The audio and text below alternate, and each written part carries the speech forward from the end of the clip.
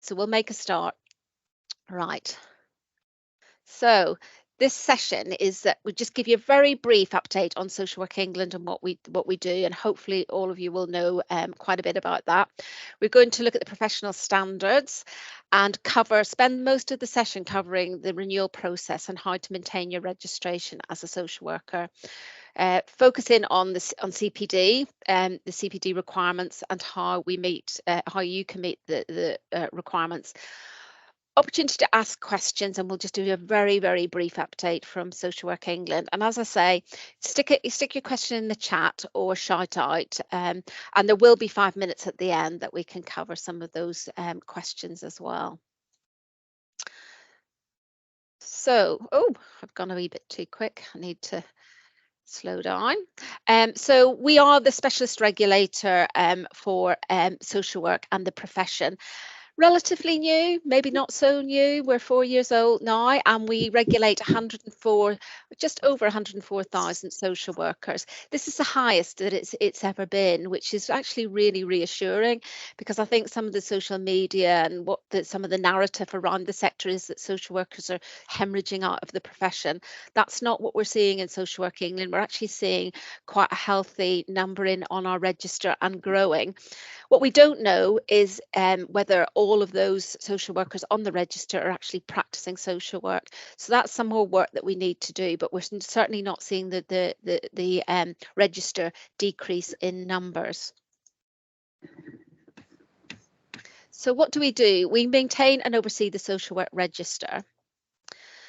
We set the professional standards for social workers and maintain the register of who can practice. So social work is a protected title, so you cannot practice as a social worker unless you are on Social Work England's register. And even if you're a social worker in Scotland, Wales or Northern Ireland, if you want to practice in England, you have to join Social Work England register.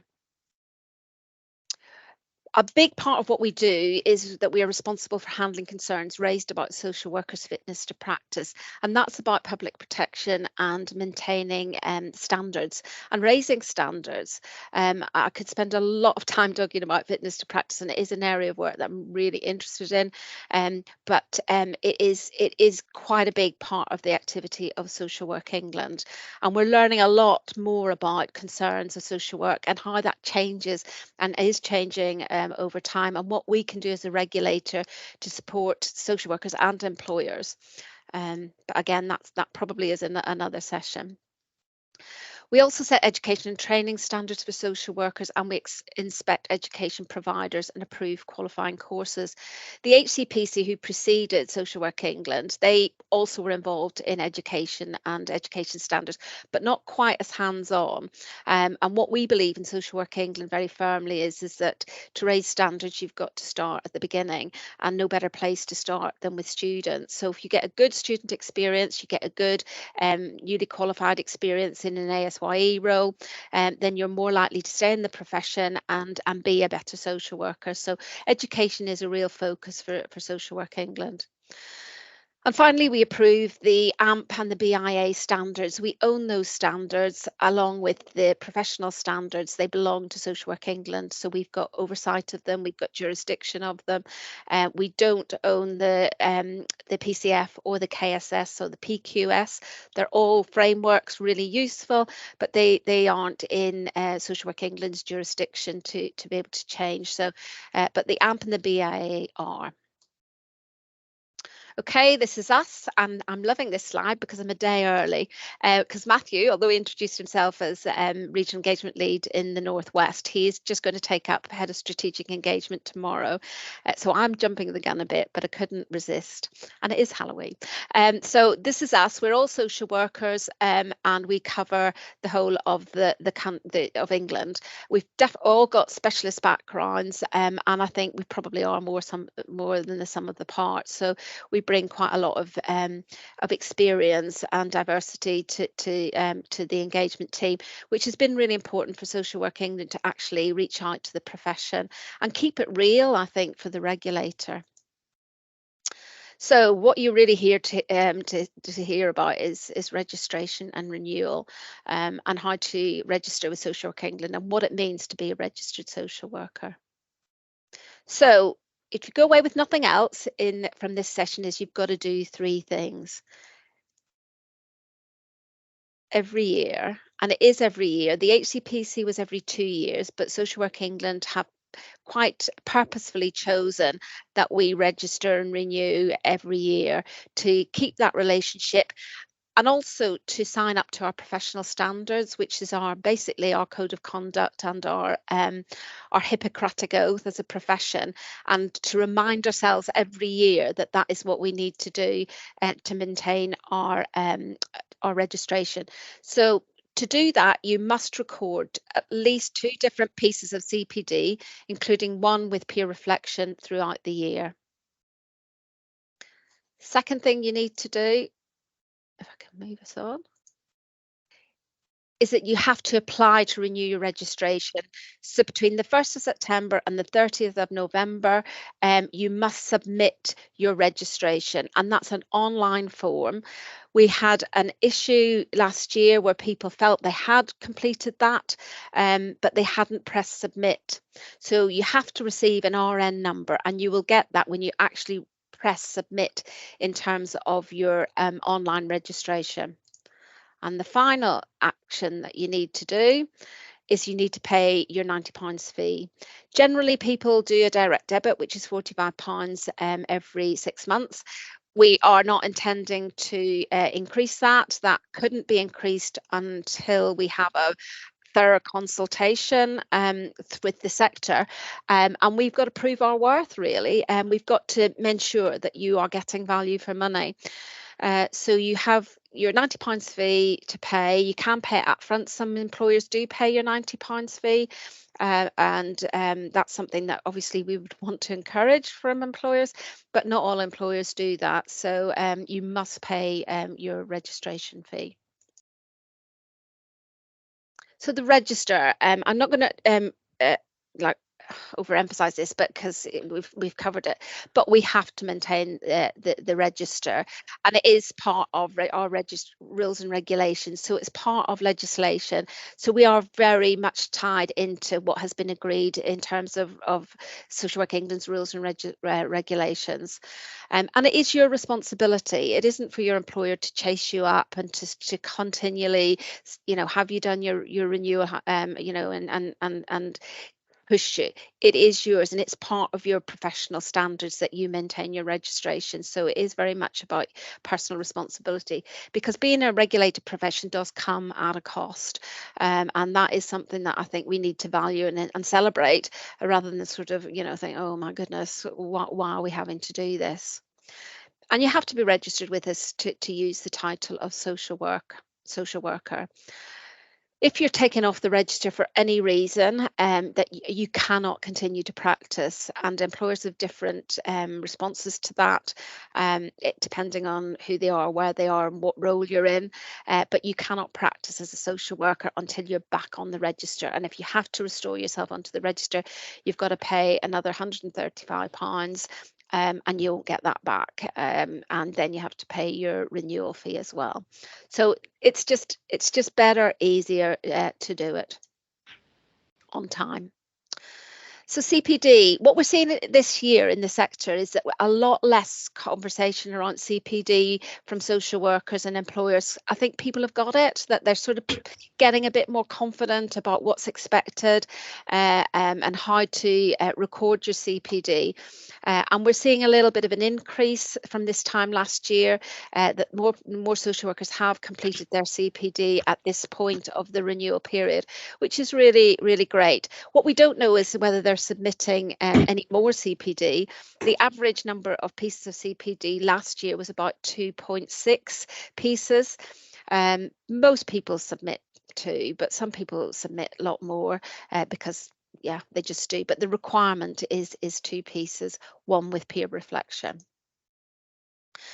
So it is part of our professional standards. It's professional standard 4. As you can see, it's the cornerstone, which I like to think of it in terms of our renewal and our profession, and maintaining our professional standards and being on the register. And the element 4 is broken down into 8 different areas, and I'll cover that in a minute.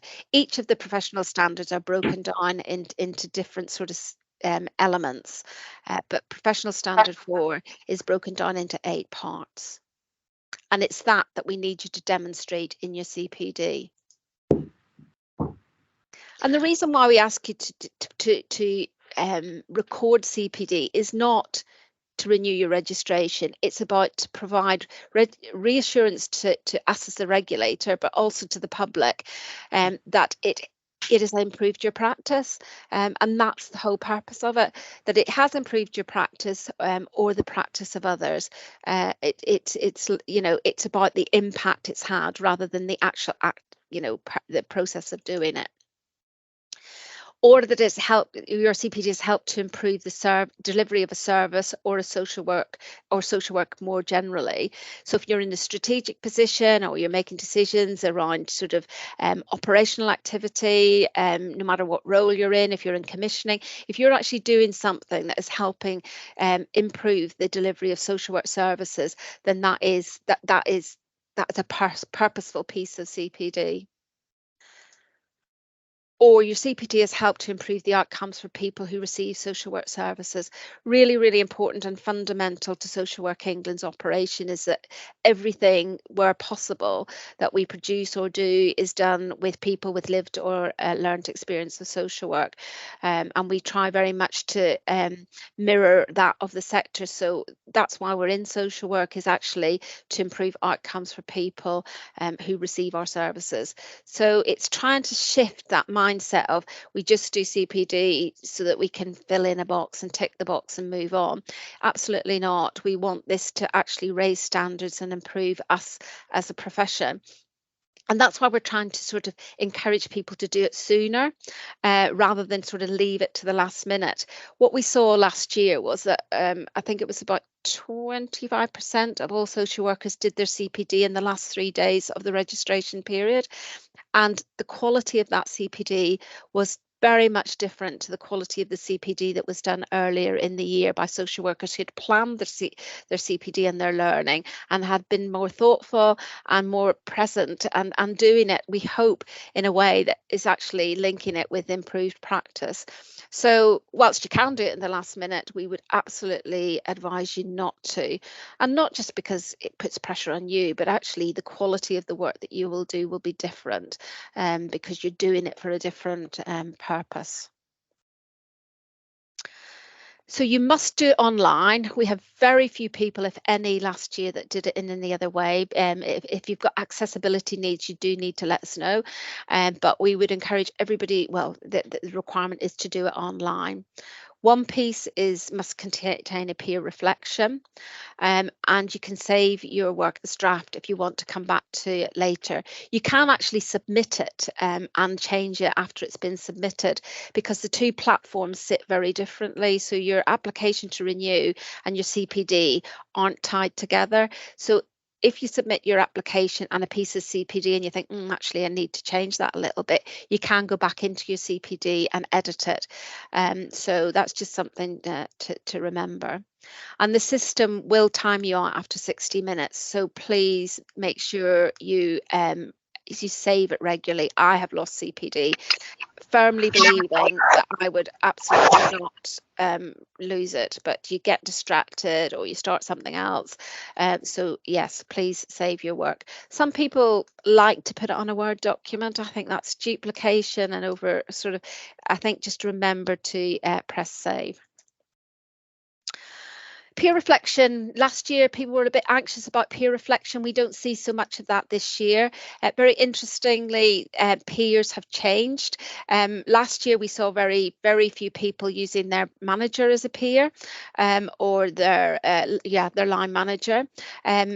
This year, we've seen a lot more sort of evidence of supervision being used as a sort of opportunity to peer reflect. And we're really happy about that, because supervision is really key in terms of social work and the profession. So think about your supervision and how you can manage that as a peer conversation. It can be with another professional, it can be with another social worker. It can be with somebody that knows your practice and somebody that will be able to impact and input into that conversation in a positive way, and that will make an impact on and change for the better what you do. So don't be too restricted about who you think a peer is. We've got a list of those on the website, and we've got some really good new examples of CPD, including a peer reflective example. But we're really keen to get people to think, out of the box and make sure that we're really understanding the profession and who social workers are talking to improve their practice. And these things on the slides are links, so when you get the slides, you can actually click on those and go to that part of our website. So these are the CPD examples. As I said, we had 6 last year. We've got 3 this year. They are been picked, and they're real examples. They came from our review that we did this year on last year's CPD. So just advise you to have a quick look at those because they are really helpful. It's just something we popped in, and we had a really good peer reflection session at Social Work Week, and what we want to do is to make CPD real. We had an example. I only say it because from the Northeast, that Stockton came and did a really, just really straightforward piece about how they do their peer reflection, and it doesn't have to be complicated, and it just has to be built into, business as usual. And what we did see from last year is that generally the CPD that was produced by people earlier in their career was it's difficult to say better because we don't have quality standards, but actually it was more informative than some of the CPD that was submitted by people in management positions, PSWs, senior managers, because there is a sense a bit about, well, actually, I'm a bit beyond that, and that is not the case. Whether you're Isabel Trowler, Lynn Romeo, a newly qualified social worker, you've got to provide and evidence the same CPD. And we don't know who's who. We don't know who's a director or who's in their first year. It's anonymous. We put the evidence off, and we look at it, and we look at everybody's in the same way.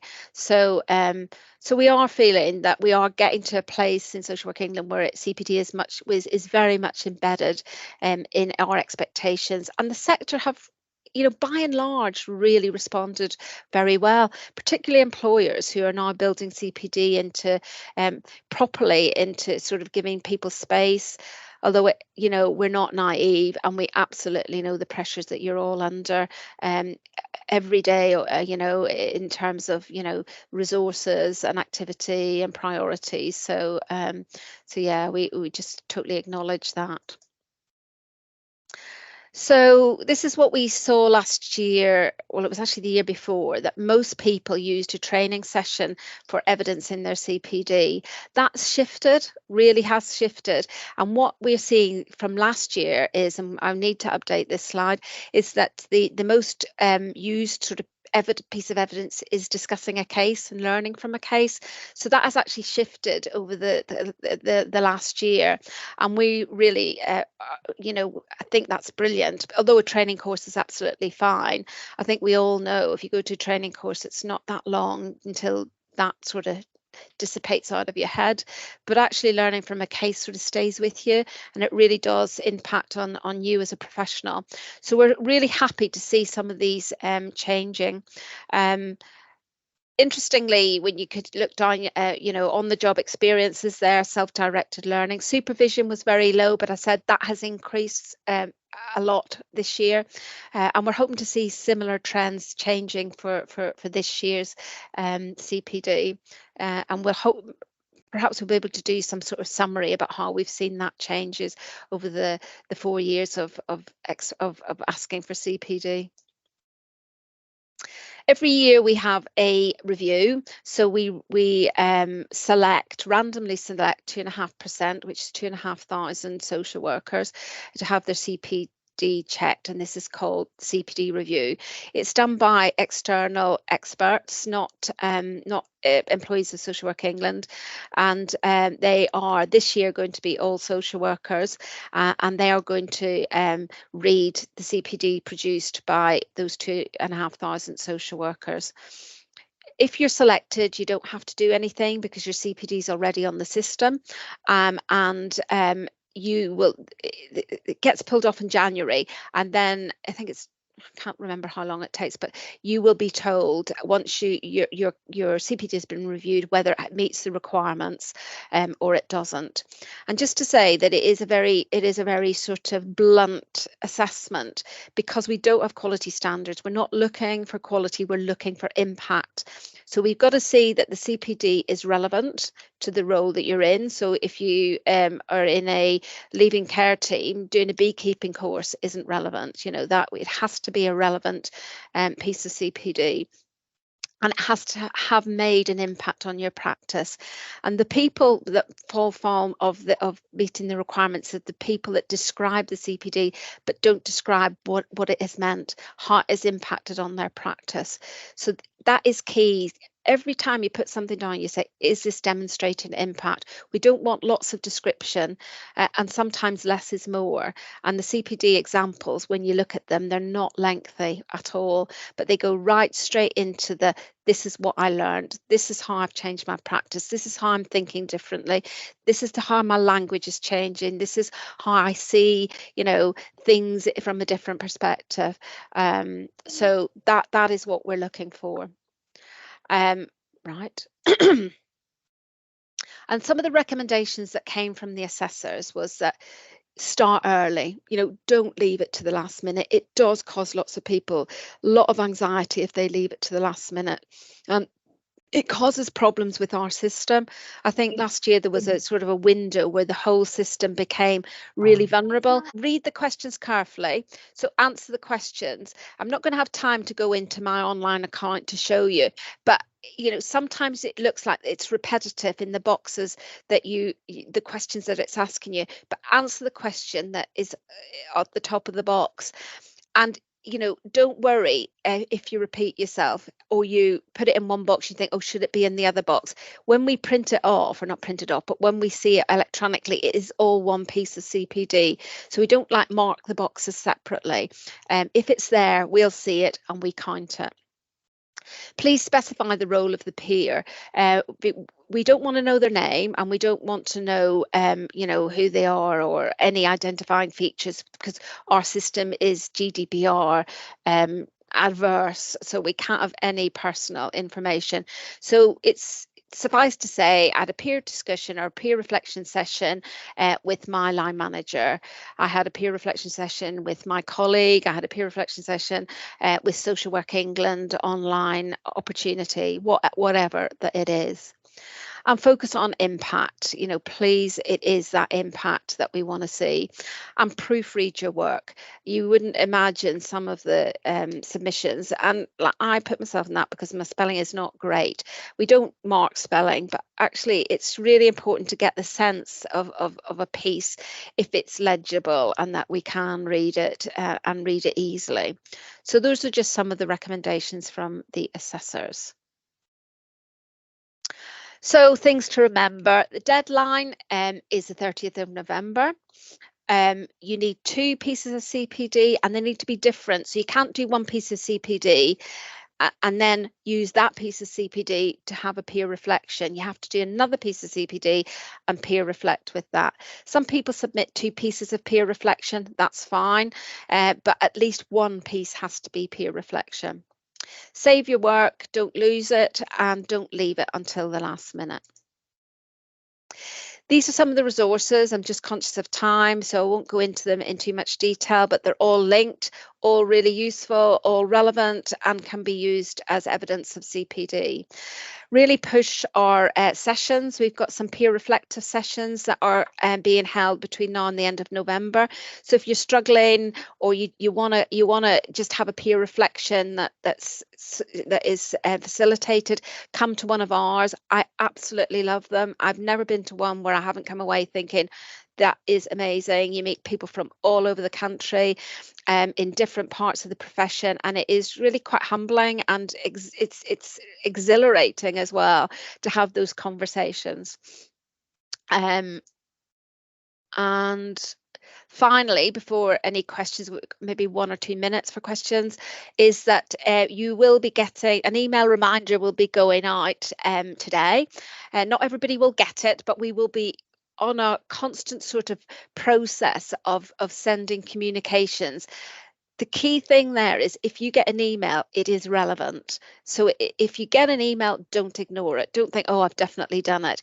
We are being very targeted at the emails that we're sending, because we absolutely don't want anybody to fall through the net. So if you don't get an email from today, it's because you've done everything and everything's fine. If you do get an email, you've got something to do. And also, if you've done all your 3 pieces of CPD, you will get a reassurance email on the 14th of November, or sorry, the 15th of November. If you've done all your 3 pieces, 3 actions by the 14th, you'll get this reassurance email on the 15th, and you can show that to your employers and say, look, I'm renewed and everything is all good. So I would encourage everybody to do that, so that you've got that.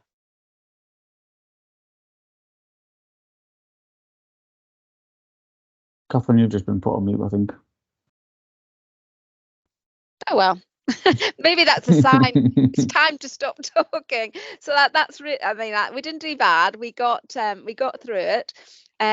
Hopefully, if there's been any questions, Matthew's been able to answer those. But if there's anything burning, anything that anybody wants to say before we move on to Wayne's input.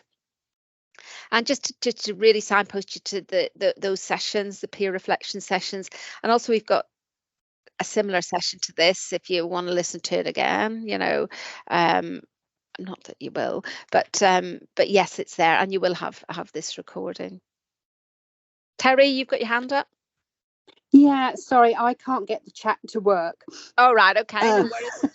So what I wanted to ask about was, last year I found it very repetitive. So I did the CPD that I was using for the peer reflection. I did the write-up of the CPD, and then I did the write-up of the peer reflection. Yeah. And the questions were kind of the same. Yeah. So I just found it a very repetitive piece, and I wondered whether any thought had been put into maybe that if you use it as the peer reflection, that you just write it up the once with the reflective bits in there. I see what you're saying. I suppose in terms of just knowing what it is and how it's impacted on your practice is still part of it. So we still need to know that. And then the bit about, well, how, having talked through with the peer, how has that shifted your thinking, or how has that added to your thinking or developed it.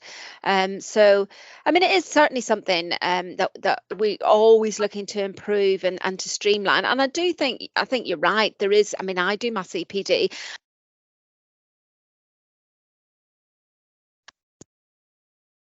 Catherine, you've gone on to mute again. I know, I don't know what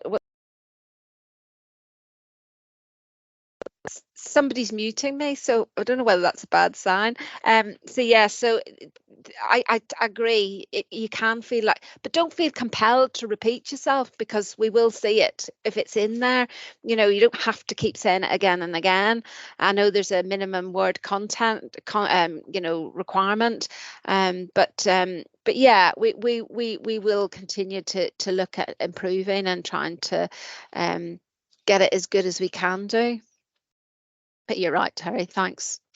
I was just wondering that maybe that if there was a box at the bottom, that if you used it as your reflective piece, that all the stuff that you'd written was there, and then you wrote your bit about actually having discussed this in supervision or whatever. Yeah. This made me realise that, or whatever, rather than having to go through the whole form again. Yeah. So just a thought. Yeah, thanks for that. Okay, I'm gonna, if anything comes in your head, just stick Catherine, it in. There's a question in the chat that's probably easier just to speak to. It's a 2-part question from Aaron. Do you want to scroll up and just have a look, and I'll keep answering the other ones by typing. Aaron. Aaron. Hello, I'm Aaron, newly qualified. Do I need to provide CPD? So depending on when you joined the register, Aaron, if you joined before September, yes, you do. If you joined after September, no, you don't. For this and till the 1st of December, you do have to provide CPD for the following registration year. So, but if you joined after September, you don't have to do it before the 31st of November. What then that mean for a social worker on interim order of practice? If you're on interim order of practice, I believe that you don't have to do CPD. Is that right, Linda? Matthew? I think interim order, that is if you're subject to fitness to practice, that you don't have to actually do your CPD because there's an ongoing investigation into your practice. I'll double check that, but I'm almost certain that's the situation. And next one also throws light on the concept of peer review and reflect. Oh, sorry, is that an answer to something? I think I've done Aaron. So was there something? Can you log more than, oh, you can, Susan, you can log as many pieces as you like. I think our record was 36 pieces, but like we're going to the extreme there. Minimum requirements too, but yeah, some people like it because it keeps their CPD together, and they can see it all in one place, and a nice for us, because I see your logging of CPD as like an observatory of practice, because social workers learn, I think, in a really specific way. And the more we know about how you learn and we learn in the profession, the more we can do to actually support that and develop opportunities and to look at and talk to employers about how we facilitate better learning. Because I think long gone are the days that you go on a training course and you get a certificate and there you are. We're way beyond that, and we're a really great profession for learning. We're curious, we're enthusiastic, and we absolutely, I've never been with social workers who don't want to get the best and know the best and be the best for the people that they're working with. So for me, I think it's a real opportunity to demonstrate and celebrate who we are, and I think we're one of the few professions that do that and do it well. So for me, it's an opportunity to evidence that. Better stop talking because Wayne will be feeling I need to stop. So keep putting your questions in as we go along, and I will pass over to Wayne. And any questions you want to ask outside of the meeting, our email addresses are on the website, or Matthew might pop them in if you want to have a chat. We'd happy to do that. So thanks. So thank you, Wayne, and thanks for the opportunity. I love a good group of BASW members. Thank you, Catherine. Yeah, and just to say, this is a joint event. It's been hosted by SWE, so I should be saying thank you to you. So really? thank you. Yeah. Thank you, and good morning to everybody. I'd like to take you through my presentation now. I believe we've got about 20 minutes or so left. So without dwelling, I will introduce myself. My name is Wayne Reid. I'm a professional officer and social worker for BASW England. Here's a slide just with a brief overview of my own social work background. I'm not going to dwell on that, but just so you've got some idea of my social work history. My organisation is BASW, the British Association of Social Workers. We were established in 1970. We're a member-led organisation which promotes social work, the interests of those working within the profession, and of course people who use services. And just to underline that all of our members are social workers. I know that not all of you will be BASW members this morning, so I will be giving a very kind of basic and foundational insight of the work of BASW and the work that we're involved in. We have roughly 22,000 members across England, Scotland, Wales and Northern Ireland. And we pride ourselves on being the strong, independent voice of social work and social workers. Here's a slide with our 3 pillars and vision. So firstly, we act for social workers. in terms of supporting, protecting and inspiring social workers in all roles and the next generations of professionals. Secondly, we act for social work, so we develop professional ethics, practice, knowledge, research and learning. And I'll give some examples of that shortly in terms of CPD and what we're talking about this morning. Thirdly, we act for a better society, speaking out for social work and social workers on social justice, equality, poverty, human rights, oppression, and other vital social issues in the UK and internationally. And our vision is that social work will be a thriving, influential, respected profession, improving lives and upholding people's rights across the UK.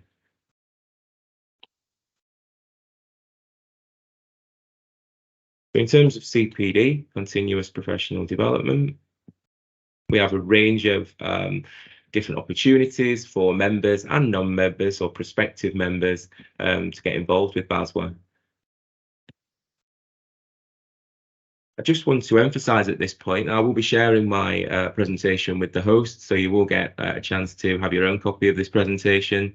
There are hyperlinks throughout, so where it's underlined, those will take you to relevant web links and websites online.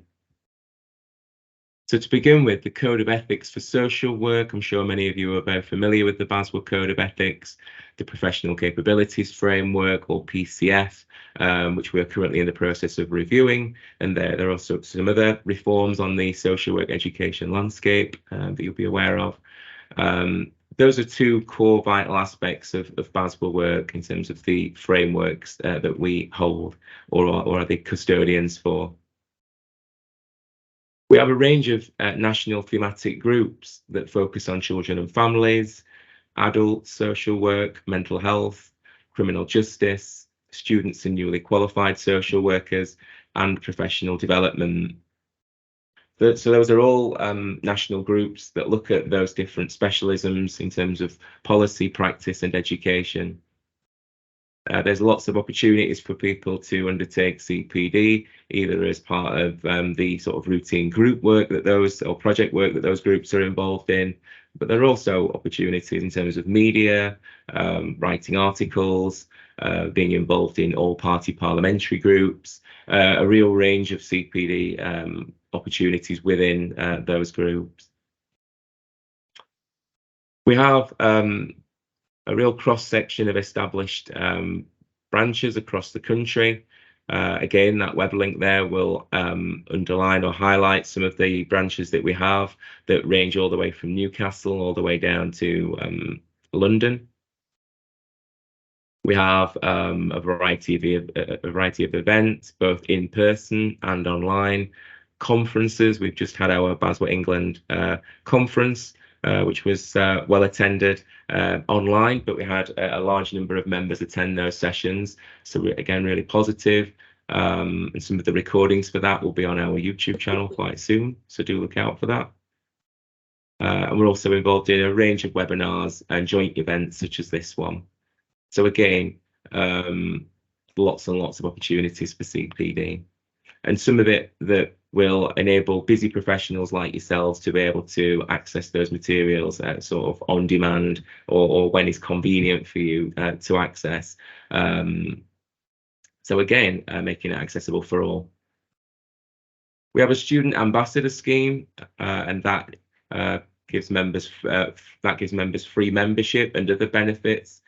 So advocating for BASW within their universities and education settings. The student ambassador scheme, as I say, just to underline the free membership, which is a real incentive there.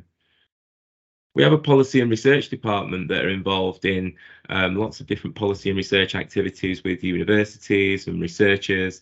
And again, that web link will take you to some of their project work. We also have ongoing liaison with the social work regulator, Social Work England, hence being here this morning. And we're also involved in a number of different meetings in terms of social work education and the direction of travel with that.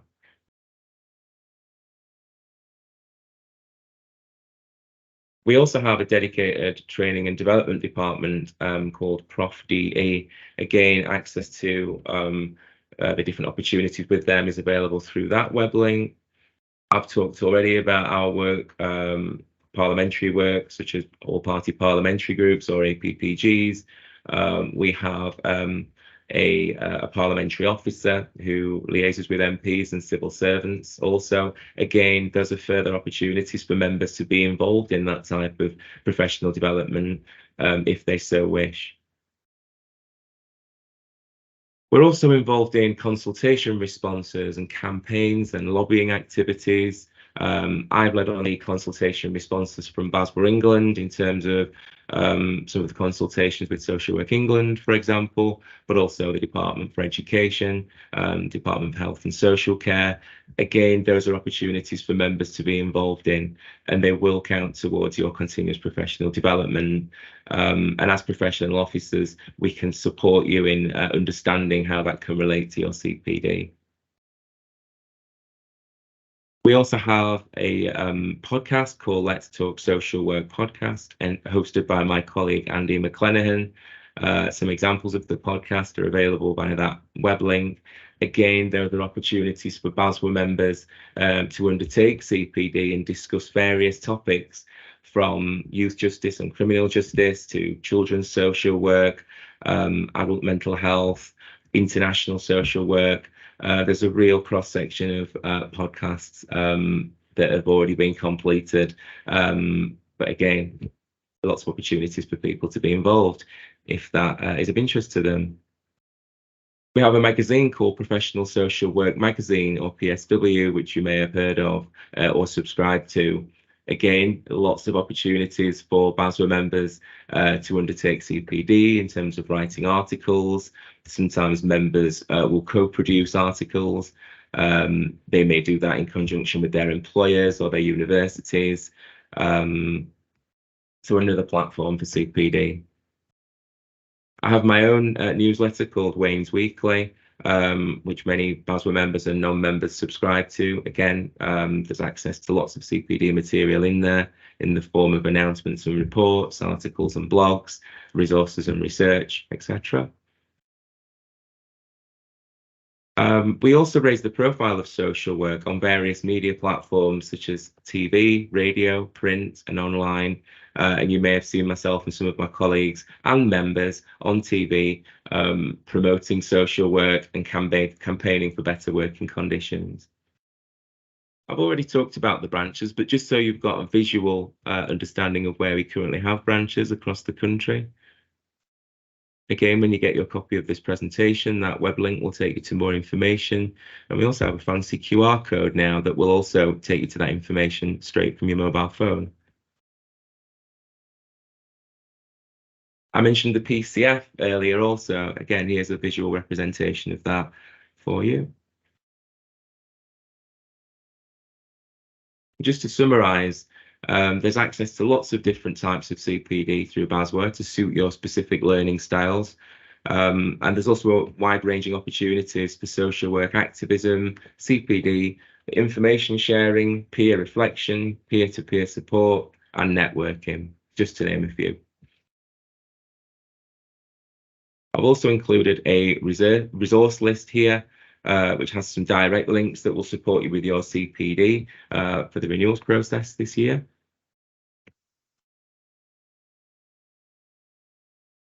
Just a little bit of information here about actually joining BASW. So you can join via that web link.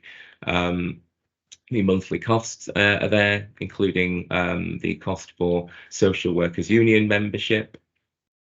And there's also a link to a YouTube video just to give you more information about joining both BASW and the Social Workers Union. And I'm happy to take any questions now. Hello, Wayne. Thank you very much for that presentation. It's nice to put a face to the name. I'm subscribed to your newsletter and I've been a member of BASW as a student. I'm currently a newly qualified social worker, and I co-produced an article in a professional magazine, a BASW professional magazine. It's a reflection on my experience transitioning from a student to a newly qualified social worker role. Will that serve as a peer reflection as part of CPD? Yes, certainly. It will. I think it's going to be important for you to include the impact that's had, as Catherine has stated before. So the impact that it's had on you in terms of that transition, and it would be useful also to include feedback from your supervisors, from practice educators, and so on, so you can incorporate that. But to me, that seems a very good example. All right, thank you. Yes, and thank you for your subscription and for your article in PSW. All right. Any other questions or comments? Betty. Hello, Betty. Hiya, my name is Betty. Just a quick question. I subscribed to BASW when I was in uni. I'm a newly qualified social worker as well. Yeah. I've received an email regarding an insurance thing that's going around. I don't know if anybody else has received that email. Mm-hmm. Yes, I think I know which one you're referring to, Betty. Was it just in the last day or so? Yes, in the last few days, I've received like 3 emails. Yeah, just to clarify that's in relation to indemnity insurance, and it mainly applies to independent social workers, but it's something that is a benefit that's given to all BASW members. So you've probably got it, and from what you've said, it perhaps doesn't apply to you at this moment in time, but could do in the future. Oh, okay. So, because last month I remember I did pay £10 something instead of £5 something. So I think, as you are saying, I probably got it as well. All right. Thank you for clarification. Yeah. I hope that answers your question. But if not, do get in touch offline. All right then. Thank you. All right. Okay. And I can see Sandy's got her hand up also. Hello, Sandy. I think you're on mute though.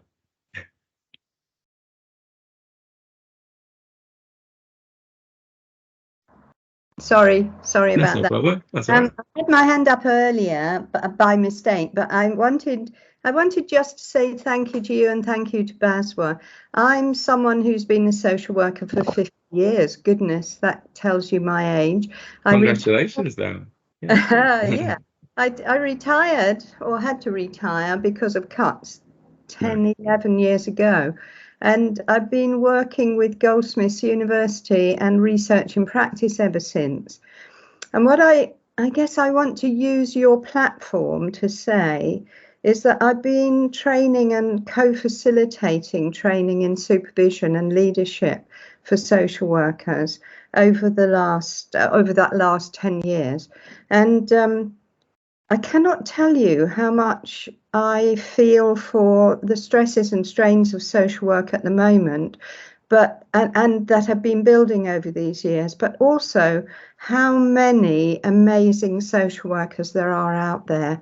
And the good news stories do not get recognised, do they? But one of the things that I think BASW endeavours to do, and I'm a keen participant of and member of BASW, is I think that we are good at appreciating each other and telling the good news stories, and we really need to keep doing that for each other.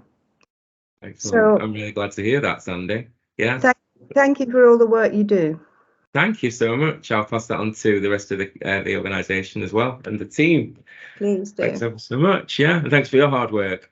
Do we have any other questions or comments this morning? Okay, I'm just conscious of time. I think we're doing all right, actually. I thought we might run out of time, but we've got about 7 minutes. So I can see somebody else has their hand up. Olinka. Yes, please. I have a question. It has been answered earlier, but it's not clear. So I'm a newly qualified. I registered in September and I've paid for the next year's registration. Do I need to complete the CPD? Because I know she was saying if you registered before, if you registered after. I registered in September. What do I do? I can answer that. Yeah, if you register in September, you do not need to do your CPD by the end of November this year. Okay, thank you. Okay, thanks. No problem. And can I just come back to Aaron? We've done some bit of work behind the scenes and I've given you completely false information. If you are subject to a fitness to practice investigation or you have a live sanction, including an IO, you are still expected to do your CPD because that could come to an end and there could be no further action. And if you hadn't done your CPD, then you'd get removed from the register. So please, in any circumstance, please do your CPD and doesn't matter if you're being investigated or you have got an interim order or you've got a sanction. So just wanted to clarify that. I think I put it in the chat. Yeah, excellent. Thanks for that clarification, Catherine. I can see there's a question in the chat from Betty. Wayne, how do I get in touch for more information? Please drop me an email, Betty. I think my email address should be up there on screen. Do get in touch, please. Do we have any other questions or comments? Anything BASW specific? Oh, all right. Indeed, Social Work England specific. Any further queries about anything CPD, renewal registration? Yeah, we must have done a half decent job. I think we must, yeah, really good. All right, that's good. I mean, just to clarify as well, the hope is to have this recording hosted on the BASW and Social Work England YouTube channels. So, you know, hopefully everybody's okay with that. If there's any issues, do get in touch with us offline. The presentations will be available. I'll share those with I'll share mine with the host, so you'll be able to look at that in your own time. And yeah. Just a shameless plug for BASW. If you're not already a BASW member, do get in touch with me if you want more information. But thanks for your attendance this morning. Yeah, I'll just answer the last two questions. So, Aaron, if you've registered before September, yes, you do need to do your CPD. If you're on an ASYE course, or even if you started, if you've actually registered, it depends when you register. If you register after September, then you don't have to complete it. And Hannah, the word can be problematic. I agree. I think you're right. I think that is it just gives you a general idea of the number of words. You know, you're not held to the last, you know, number. But yeah, it's just to give people an idea. Would I be able to ask just one question? Sorry, Sure. I don't know how to put my hand up. Sorry to be a pain. Yeah, no worries. Basically, I am employed as an AMP, but I haven't practiced for a couple of years. And I was taken, basically, I decided not to be an AMP anymore. My job title is still AMP, but I work in a team and I'm just a mental health social worker. And I'm not reaccredited or anything. No, sorry, that sounds terrible, doesn't it? Sorry. So do I need to do anything? I went through Occy Health, and because I'm a carer for my husband who had a stroke, it was obviously the hours without work. So I am a mental health social worker now, but I don't, even though I'm still employed as an AMP in an NHS team. Do I need to do anything? Because obviously that will be reflected in my CPT, won't it? Because I won't be doing mental health assessments. Do I need to do anything? No, don't worry. I mean, annotation. Are you annotated on the register? So are you annotated as an AMP? I don't know. I'll have a look, actually. Have a look, because you might need to change that. But certainly for your CPD, so I can just change that. Yeah, you can do that. Yeah, that's fine. Okay, so that's no problem. Because it does impact on what you produce, doesn't it? So, yeah, but don't worry. Yeah, we're not that sophisticated yet. Okay, good. That's good for me. I'm glad of that. I'm not too sophisticated. Yeah, no, that's fine. Okay, lovely. Thank you so much. That's no problem. And Elizabeth, yes, you can use training from 2002 if it has impact on your practice now. So I always use the example, you know, if you do something like signs of safety, which is a massive sort of piece of learning, you know, you can be using that all the time. You know, but if you did some training in 2022 and it was totally different to what you're doing now, as long as you can evidence that it's making an impact on your practice when you record, that's the key thing. Right. And I can see that somebody called Trevor's got a nice T-shirt on there. T-shirt, Trevor. Yeah, that's pretty cool there. It was from the last Social Work England conference I went for a few months ago. Right. Okay. Excellent. Yeah. Brilliant. Okay. Right. Okay. So have a good day, everybody, and thanks for joining us. Thanks ever so much, everybody. And get on with your CPD. Thank you very much, guys. Cheers. Thanks. Bye. Bye.